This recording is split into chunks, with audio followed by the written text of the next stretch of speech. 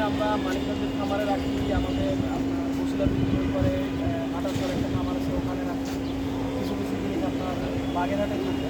তো ঈদের আগে আমরা আসলে এই গরুগুলি শিফট করি। তো এটা একটা অস্থায়ী শেড, এটাকে আমরা 15-20 দিনের জন্য তৈরি করতে হবে, এরকম ছিল। এখানে গরুগুলি থাকে, আমরা ঈদের পরে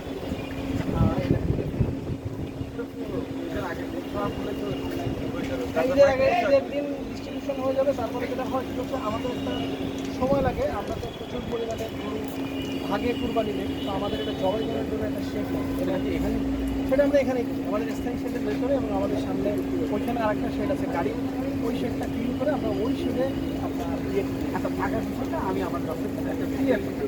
আমি একটা স্পষ্ট করে বলছি, ভাগার বিষয়টা হচ্ছে যে আমরা গত বছর আপনি জানেন যে আপনার শুরু করছি আমরা অনেকদিন, এর ভিতরে গত বছর আমাদের 3টা সেগমেন্ট ছিল, 18, 20 এবং 25।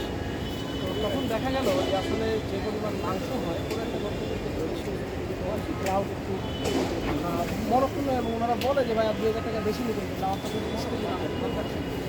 এবার আমরা প্যাকেজটা একটু আপগ্রেড করছি, এটা আমরা করছি যে 20,000 টাকা আসলে গরুর, 1,000 টাকা সার্ভিস চার্জ বলতে ওই দিন উনি আসলে ওনার জন্য একটা শেড বানানো লাগে, উনি হয়তো 2টা প্যাকেট ওনাকে দিলাম, উনি 5টা ব্যাগ নিয়ে যান, 400 বলে ভাই গাড়িটা দিয়ে নামায় দেন। এই বিভিন্ন কারণে আমাদের খরচ অনেক বাড়ে। আমরা দেখছি যে গত বছর বাগার প্রোগ্রাম শেষ করার পরে আমাদের বেশ কিছু টাকা মাইনাস। এই জন্য এবার আমরা যেটা করছি সেটা হচ্ছে যে বালাস 8টায় ঘুম থেকে, মানে ধরো 5টায় ঘুম থেকে ওঠে, 8টায় গরু নষ্ট হয়ে যায়, টোটাল গরুগুলি চেঞ্জ করে দিচ্ছি।